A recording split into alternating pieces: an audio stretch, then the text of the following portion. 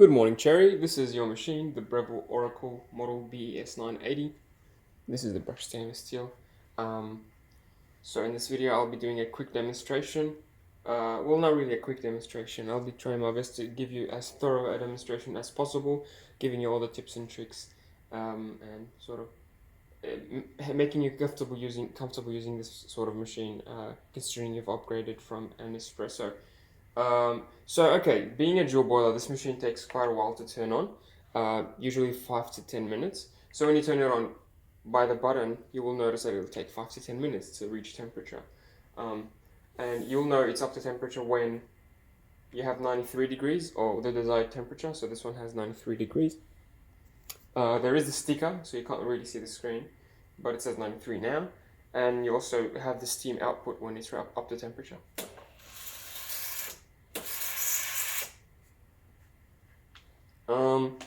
Like I said, this machine has a timer on, or like a auto on function, where you tell the machine to turn on in the morning before you wake up, so that by the time you're awake, it is up and ready to go. I've set up the machine to wake up at 7 a.m. I believe. Let's double check that. Yeah, 7:30 a.m. is when this machine will turn on. You can change that or turn off the function in the settings. When it reaches temperature, it is sort of ready to make coffee, but Breville recommends you wait another 10-15 minutes to let it heat up. Some more. So by that I mean you'll heat up more of the internal components, the pipes, the grip head will be nice and hot, the portafilter will be nice and hot in 10 minutes. Even the top tray, like I said, this one is actually metal, so it gets really hot after 10 minutes of being on standby. If you're in a hurry and you want to make the machine hotter, and the machine you don't have time to wait 10 or 15 minutes, you can just run a blank shot, and I'm going to do that now. I do this with all of my machines just because I like heating up my cup with the hot water that comes out, and also the blanks shot will also clean any coffee grounds or oils that are stuck in the grip head. So a blank shot is, with the portafilter empty, you just put it on slightly.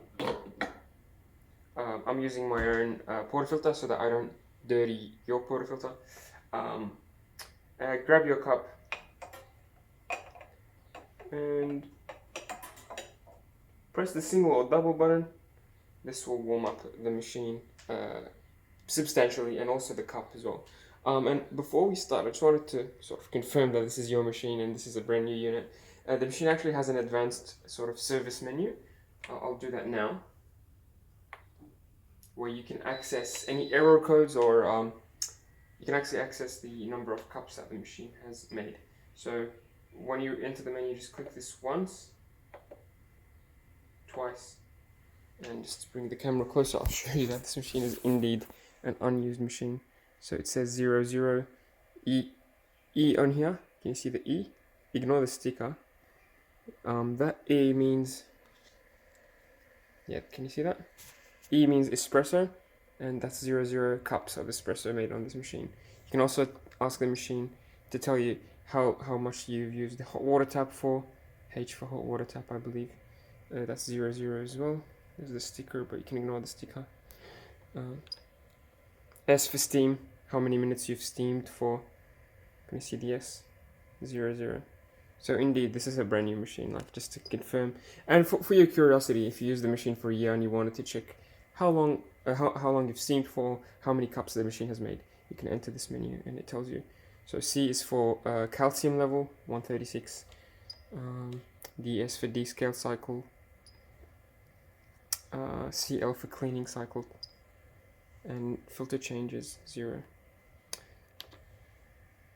Yeah, so not sure if that was really relevant, but I just wanted to let you know that this machine has indeed made 0 cups of coffee. Okay, now let's actually make the coffee. So the blank shot, like I said, press the single or double. I'm gonna press the single.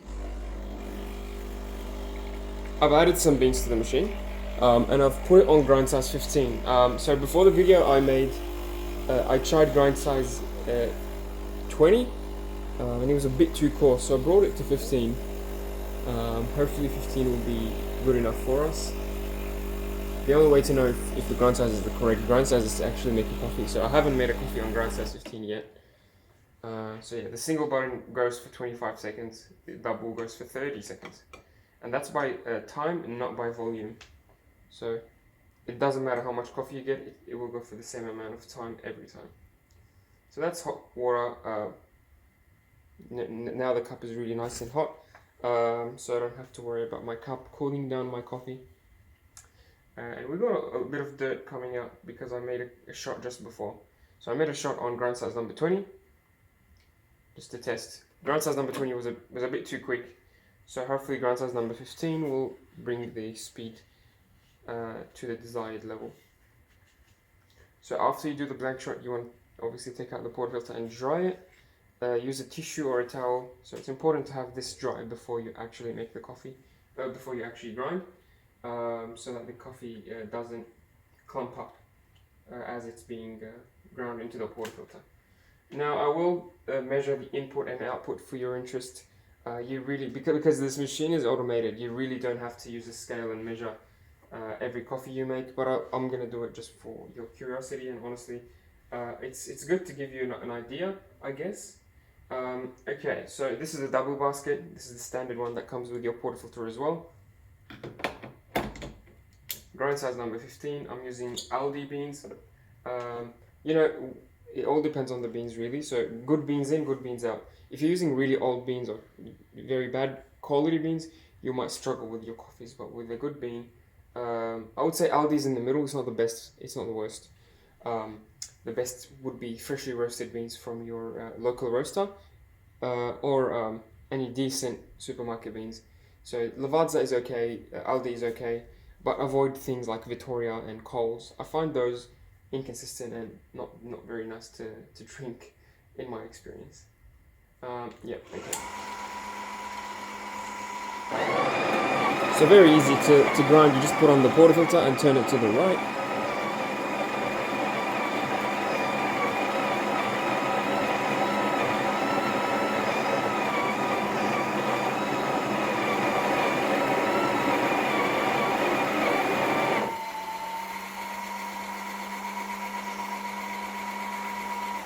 The machine will handle the rest.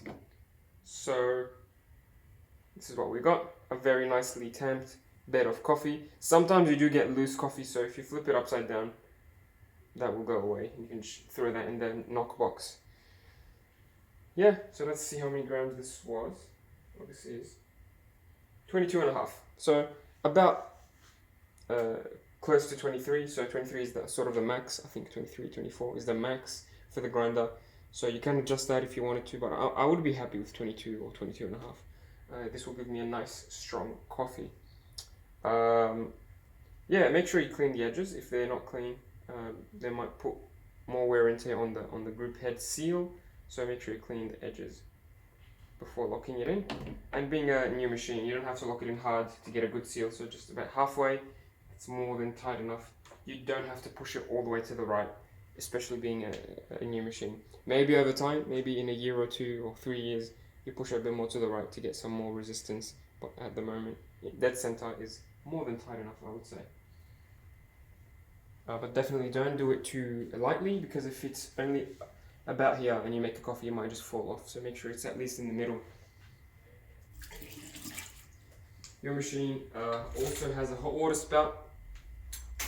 So if you wanted to make a long black coffee, you can just put the cup, if your cup is large enough and not as tall as this cup, this is a fairly tall cup, you can put the mug over here, select the long black setting, and it will actually give you hot water and then give you the espresso to make it a long black coffee. If you wanted just hot water for any reason, just press the hot water function.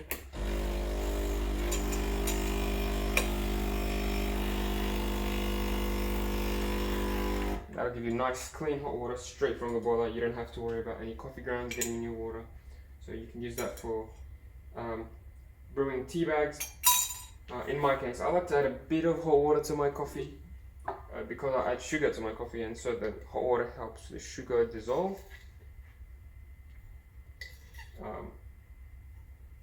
But that's just me.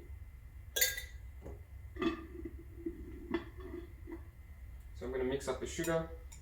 You can add syrup sweetener at this stage. It's better to add it before the espresso, so that the espresso comes and mixes nicely as it goes down. I'm going to reset my scale again, so now I'm going to measure the output. So the input was 22.5, the output, we want to aim for an output of double of the input, so the input was, so that the output would be double of 22.5, so that's 45. I'll be aiming for 45 gram shot. So you don't have to follow that rule religiously, it's just like a basis or like a starting point for you. So you can try different ratios, but a 2-to-1 ratio is the standard, I would say. So I'll be using that. And yeah, this being a jewel boiler, you could make the coffee and the steam. And steam your milk at the same time. But because of I want to be more I want to explain what's happening, I will do them separately. You can do the same. That's the whole reason of getting a jewel boiler, is because you can do milk and brewing at the same time, so that you don't have to wait a long time to steam your milk. Okay. Without any further ado, let's actually make the coffee. So grind size 16. 22.5 grams. Let's see how we go. I'm going to press the double because this is a double shot. It'll go for 30 seconds and hopefully we'll be getting around 40 to 50 grams. I'll be happy with anywhere between 40 to 50 grams of coffee. It looks like it's going slower than that, so we might have to dial it up to grind size 18 maybe.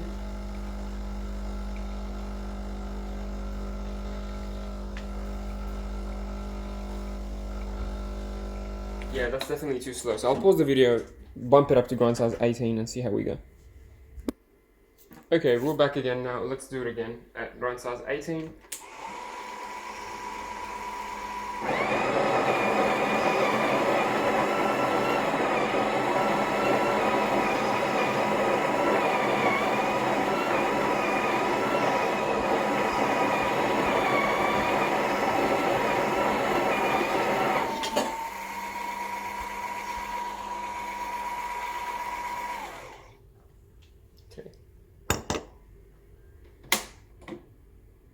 Again, nicely tamped.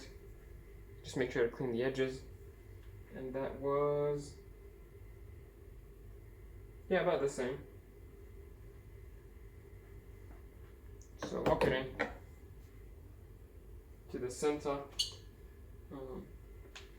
And I'm just going to use the same cup because we didn't get a lot of coffee into it, so I'm going to be reusing the cup.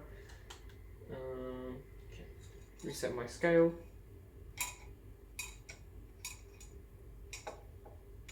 Making sure not to scratch your machine. Press the double.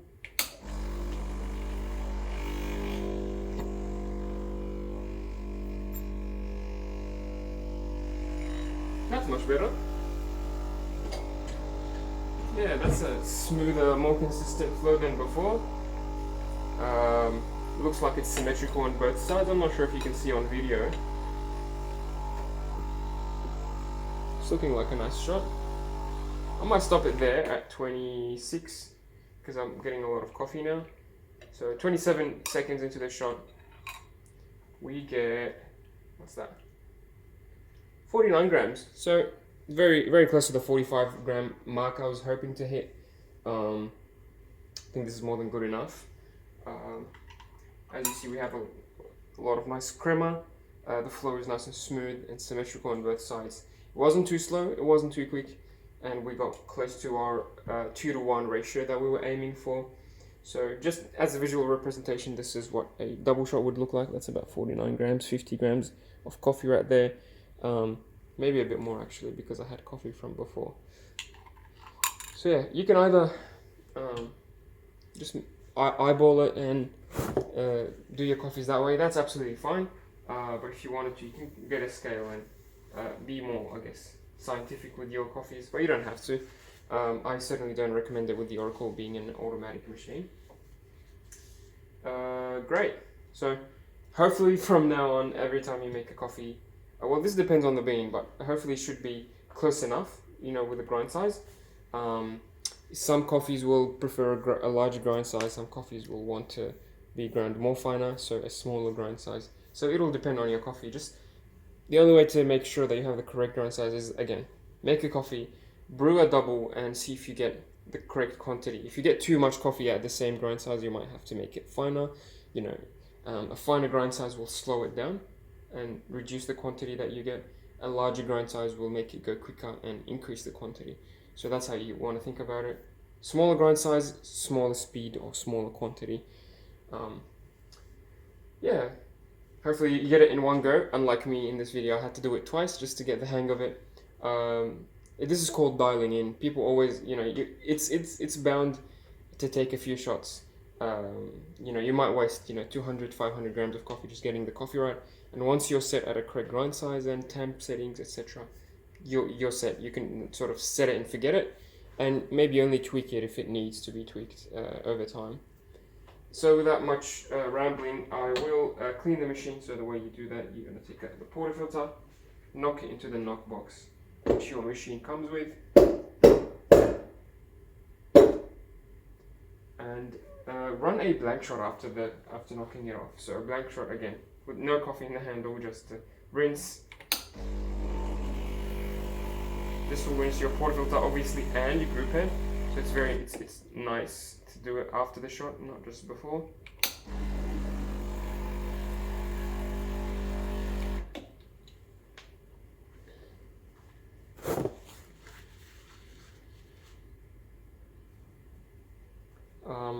If you're making another shot, I guess you can put the portafilter in the grinder, but since I'm not making another coffee, I'll be placing the portafilter on the group head, so that by the next morning when I'm using the machine, or when the machine turns on in the morning, it'll be nice and hot. So I recommend putting the portafilter on the machine, on the portafilter, if you're not, if you'll make the coffee in the morning. Hope that makes sense. So if you won't use the machine anymore, just place it here, and by the morning when the machine turns on, it'll be nice and hot.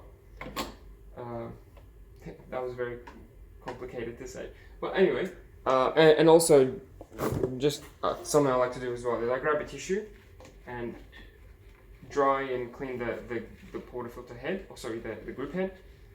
There's like a rubber seal that presses on this part, so I like to clean that rubber seal with a tissue, so that it prolongs the life, and my next coffee won't be as dirty if the group head seal is a bit cleaner. And make sure your machine is nice and dry to prevent any spotting. Okay, so next is the milk. Let's not keep our shot waiting for too long.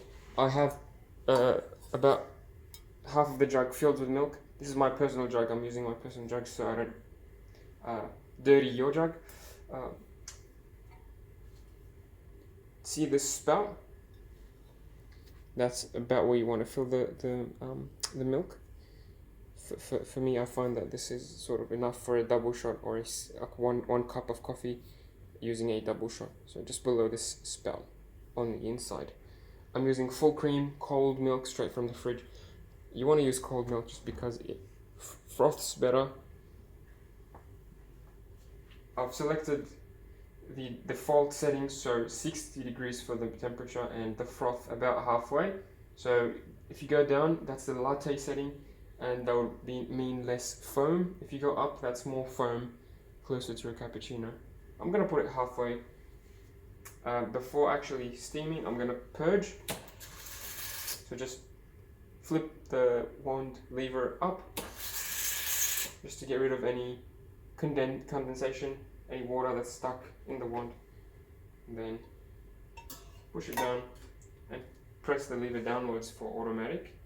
If you wanted to use it in manual mode, which is fantastic, if you wanted to, practice latte art or do some fancy designs, you can put it on manual and manually froth the wand. Sorry, manually froth your milk with the wand, just like a barista would with a manual wand.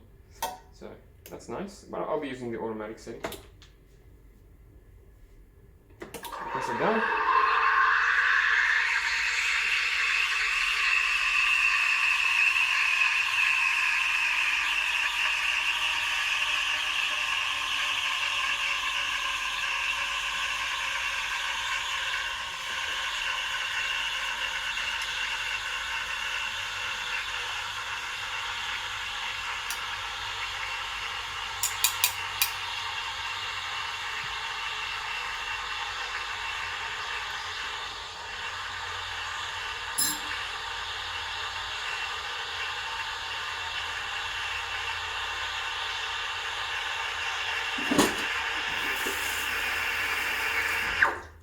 So it's done. It stops at 60 degrees Celsius, which is the perfect temperature. Make sure you have a wet towel handy because you want to wipe the wand straight away. So take it out, wipe the wand, make sure you get all the angles. Make sure you don't touch the wand because it's really hot, and that's also why you want to wipe it straight away, because it's really hot, the milk will sort of bake onto the wand and stick there, and it'll be hard to remove, so it's better to clean it sooner than later. And when you push it down, it'll do that auto cleaning feature.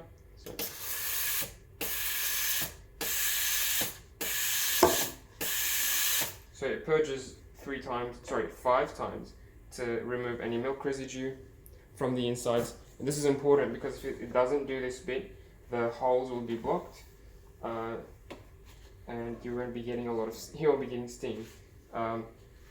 So yeah, just make sure you clean it as quickly as you can to prevent any spotting. If you want, you can purge it some more. So you can purge it by flipping it up or down.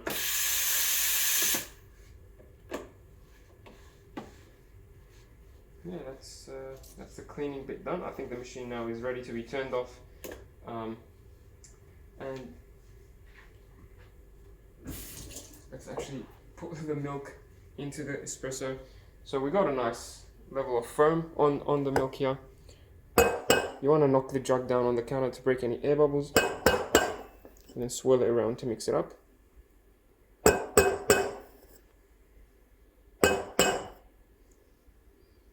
And then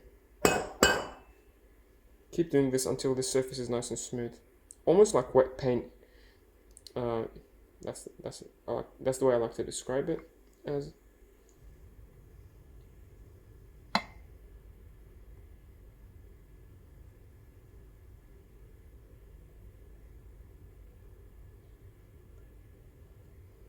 So yeah, that's a nice cup of coffee, I would say. Good amount of foam, good yield, and actually with some practice you can do latte art. I'm not so skilled, so I don't usually produce good latte art, but here's the product that I just produced. You can just say that this is a heart.